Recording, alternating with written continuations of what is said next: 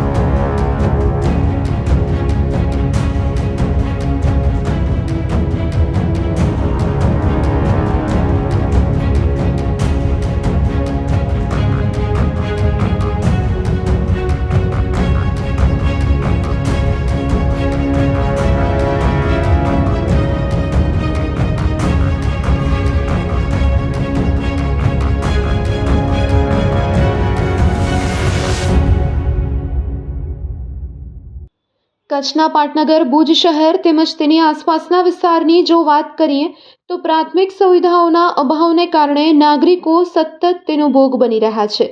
આજે અમારા Kutch care TV ન્યૂઝની ટીમ દ્વારા ભુજ વિધાનસભા યુથ કોંગ્રેસના પ્રમુખ મિતભાઈ જોશી સાથે વાતચીત કરવામાં આવી હતી. ત્યારે તેમના દ્વારા જણાવવામાં આવ્યું કે ભુજ માધાપર હાઈવે જે બાયપાસ રસ્તો છે તે રસ્તાની હાલત અત્યંત બિસ્માર છે. તે આત્મારામ સર્કલથી ગણેશ કાંટા સુધીનો વિસ્તાર હોય કે ગણેશ કાંટાથી નળવાડા સર્કલ સુધીનો વિસ્તાર હોય, આ સંપૂર્ણ રસ્તાની હાલત અત્યંત ખરાબ છે. અહીંથી દિવસભર લોકોની અવરજવર રહેતી હોય છે, તેમ છતાં તંત્રના ધ્યાને આ બાબત કેમ નથી આવતી તે એક મોટો પ્રશ્ન છે. આ સાથે જ અહીં 2 થી 3 ફૂટ જેટલા ઊંડા ખાડાઓ પડી ગયા છે અને જો કોઈ મોટો અકસ્માત સર્જાશે અને કોઈ પણ જાનહાનિ થશે તો આ માટે ફક્ત ને ફક્ત તંત્ર જ જવાબદાર રહેશે તેવું જાગૃત નાગરિકો જણાવી રહ્યા છે.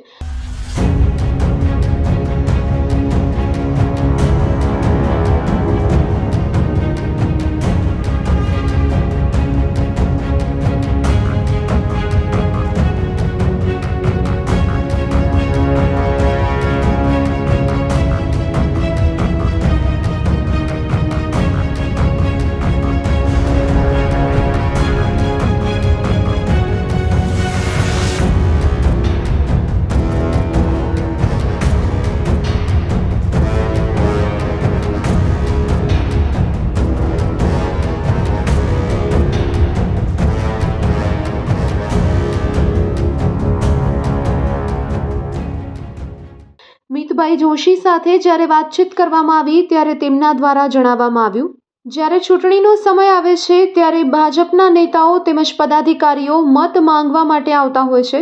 ડોર ટુ ડોર પ્રચાર કરી નાગરિકોને એવી હૈયાધારણા આપતા હોય છે કે આપના કોઈ પણ પ્રશ્ન હશે તો અમે તેનો ઉકેલ લાવીશું, 5 વર્ષ સુધી અમે તમારી સાથે જ છીએ તેવા ખોટા વાયદાઓ ભ્રષ્ટ પદાધિકારીઓ દ્વારા કરવામાં આવતા હોય છે અને ચૂંટાઈ આવ્યા બાદ તમે કોણ અને અમે કોણ તેવો તાલ સર્જાતો હોય છે.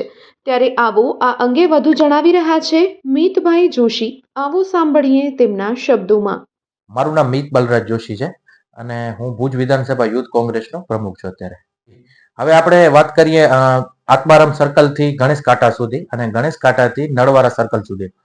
હું ખુદ એક પોતે પણ વેપારી છું અને હું રોજ લગભગ 2 થી 4 વખત ભુજ અને માધાપર આવવા જવાનું થતું હોય છે. બાયપાસ રસ્તાની આપણે વાત કરીએ તો બાયપાસ રસ્તામાં આત્મારામ સર્કલ જે છે ત્યાંથી ગણેશ કાંટા સુધીનો રસ્તો એકદમ બિસ્માર હાલતમાં છે અને આપણે જોઈએ તો અડધા ફૂટ જેવા ખાડાઓ ત્યાં પડેલા જોયેલા છે.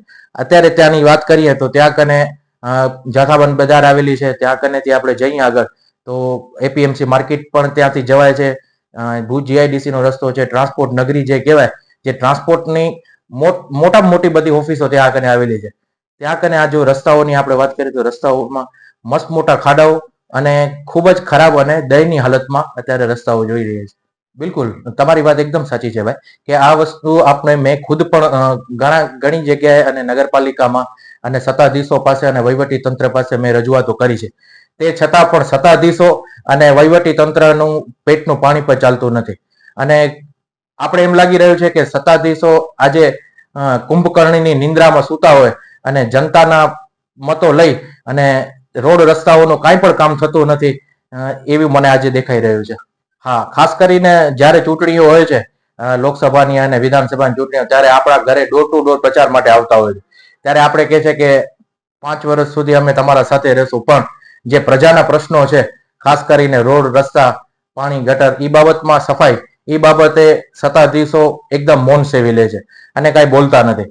હું તો ખાસ કરીને તમારા માધ્યમથી કહેવા માંગુ છું ભુજના માનનીય ધારાસભ્યશ્રીને કે એક વખત એ રસ્તા ઉપર તમે જઈને જુઓ અને જનતાની મુશ્કેલીઓની પારાવાર જે મુશ્કેલીઓ છે એના માટે ખાસ કરીને તેના ઉપર ધ્યાન દોરો. તેના ઉપર સાહેબ તમે જરા નજર નાખો તો ખબર પડે કે ભુજની અને અંદરના જે બાયપાસ જે રસ્તાઓ છે એની ખૂબ જ દયનીય હાલત છે.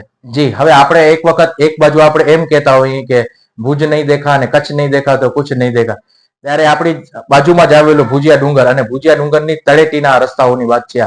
ત્યારે આપણે લાખો સહેલાણીઓ જ્યારે ભુજિયા ડુંગરને જોવા માટે આવતા હોય ત્યારે આ ભુજની આ રસ્તાઓની બદતર હાલત જોઈ અને શું છાપ લઈને જતા હશે એ તો ઈશ્વરને ખબર હશે.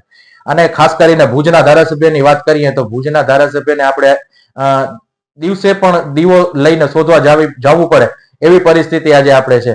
ભુજની રસ્તાઓની સાથે સાથે આપણે ગટરની વાત કરીએ, ભુજના સફાઈની વાત કરીએ, ભુજની ઘણી બધી સમસ્યાઓ છે જેની આપણે વાત કરીએ તો આપણે ખબર પડે કે ભુજના ધારાસભ્યને ખાસ કરીને મારું કહેવાનું એ છે કે સાંજના ભાગમાં આત્મારામ સર્કલ, ગણેશ કાંટા અને નળવારા સર્કલ સુધીમાં સાંજે ખૂબ ટ્રાફિક વધારે હોવાથી ધૂળની ડમરીઓ ઉડવાના કારણે સિનિયર સિટીઝનો, વેપારીઓ, યુવાનો, બહેનો ને ખૂબ જ આ પારાવાર નુકસાની થાય છે અને લાગી જવાના અને પડી જવાના રોજ એક બે કિસ્સાઓ આપણે સાંભળતા જોઈએ છે.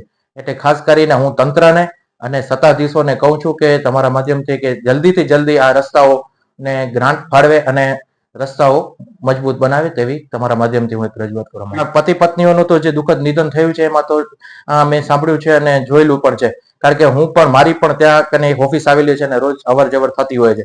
ત્યારે હું ખાસ એ જ કહું છું કે વધુ કોઈ મોટું ગંભીર અકસ્માતો ન થાય તેનાથી પહેલા સરકાર તંત્ર જાગે અને આ રસ્તાને જલ્દીથી જલ્દી પરિપૂર્ણ કરે તેવી હું તમારા પાસે અને તમારા માધ્યમની માંગણી કરું છું. આનાથી અગાઉ પણ જ્યારે વરસાદની સિઝન હોય છે ત્યારે વરસાદની સિઝનમાં પણ આ ખાડાઓ જે છે ગણેશ કાંટા પાસેના ત્યાં કને પણ ખૂબ જ ઘૂંટણીય સુધી પાણી ભરાતા હોય છે અને નાના ટુ વ્હીલર વ્હીકલોને પણ ત્યાંથી જવું અને પગે ચાલક જે જતો છે એને ખૂબ મુશ્કેલી વેઠવી પડતી હોય છે. ત્યારે અગાઉ પણ મેં રજૂઆત કરી હતી નગરપાલિકાના સત્તાધીશોને અને ઇલેક્ટ્રિક માધ્યમ, પ્રિન્ટ મીડિયમના માધ્યમથી પણ મેં ઘણી વખત રજૂઆતો કરેલી છે. તે છતાં પણ પ્રમુખશ્રીનો અને સત્તાધીશોનો પેટનું પાણી પણ નથી ચાલતું. કુંભકર્ણની નિંદ્રામાં સૂતા હોય તેવું મને આજે દેખાઈ રહ્યું છે. પણ ખાસ કરીને જનતાના વોટ માટે આપણે ડોર ટુ ડોર પ્રચાર કરીએ છીએ, પણ જનતાના જ્યારે પ્રશ્નો હોય છે ત્યારે આપણે ક્યારે પણ એના પડખે ઉભા નથી રહેતા. તે ખૂબ દુઃખદ બાબત કહેવાય. હા, અત્યારે આપણે જોઈએ તો રોડ રસ્તામાં અને વહીવટી તંત્ર અને સત્તાધીશો ભ્રષ્ટાચારમાં ડૂબેલા હોય તેવું દેખાઈ રહ્યું છે. એ ભ્રષ્ટાચારમાંથી બહાર આવવું જોઈએ અને જનતાની સેવા માટે નીકળવું જોઈએ અને રોડ રસ્તા, ગટર સફાઈ જેવા પ્રાણ પ્રશ્નો જે છે તેમાંથી ભુજની જનતાને અને બાયપાસ રસ્તાઓમાંથી અને સારા રસ્તાઓ જે થઈ શકે એના માટે મુક્ત કરવા જોઈએ. જી, ઘણી વખત આપણે જોતા હોઈએ છીએ કે એન્જિનિયરો અને કોન્ટ્રાક્ટરોની પણ ઘણી વખત મિલી ભગત જોડાયેલી હોય છે અને થયેલું હોય છે. તમે એમાં જોયું હશે, ખાસ કરીને મેં જ એક ઇન્ટરવ્યુ દિવ્ય ભાસ્કરમાં આપેલું હતું કે વેમ્બલી પાર્ક, માધાપરનું વેમ્બલી પાર્કની ગટરની જે સમસ્યા હતી એના માટે ખાસ કરીને ગટર ઉભરાતી હતી ત્યારે દિવ્ય ભાસ્કરમાં ફોટા સહિત મેં જે સ્ટોરી છાપી અને બીજે જ દિવસે અને જનતાની જાગૃતિના કારણે એસડીએમ સાહેબને, પ્રાંત અધિકારી સાહેબને, જાદવ સાહેબને પણ ત્યાં જઈને સ્પોટ ઉપર જઈને ત્યાં કામગીરી કરવી પડી અને ગટર જે ઉભરાતી હતી ભુજિયાની તળેટીના ઓપોઝિટ સાઈડમાં આવેલું જે વેમ્બલી પાર્કમાં ત્યાં કને પણ એ થયું હતું. સારી કામગીરી થઈ. તે માટે પણ હું મારા સારા ખુશીના સમાચાર કહેવાય કે મેં જે આ પ્રશ્ન ઉપાડ્યો હતો આ પ્રશ્નને ધ્યાને તંત્રએ આપી અને એને ગટરની સમસ્યાઓમાંથી જનતાને મુક્ત કર્યા છે. ભુજના ધારાસભ્ય અને ભુજના બેનને જે નગર અધ્યક્ષા છે એમને હું ખાસ કરીને તમારા માધ્યમથી એ જ કહેવા માંગુ છું કે ભુજની અને ભુજની આજુબાજુના જે પરાઓ છે જેમ કે માધાપર, સુખપર, મિર્જાપર, એ રસ્તાઓને ખૂબ જ સારી રીતે જે ગ્રાન્ટો ફાળવેલી છે એ ગ્રાન્ટોને સરખી રીતે અને સારી રીતે વપરાશમાં લે અને જલ્દીથી જલ્દી આ કામો સરળતાથી અને જલ્દીથી થાય તે હું માંગ કરું છું અને તમારા માધ્યમથી આ ખાસ કરીને કહેવા માંગુ છું કે આ કામ આસાનીથી થઈ શકે.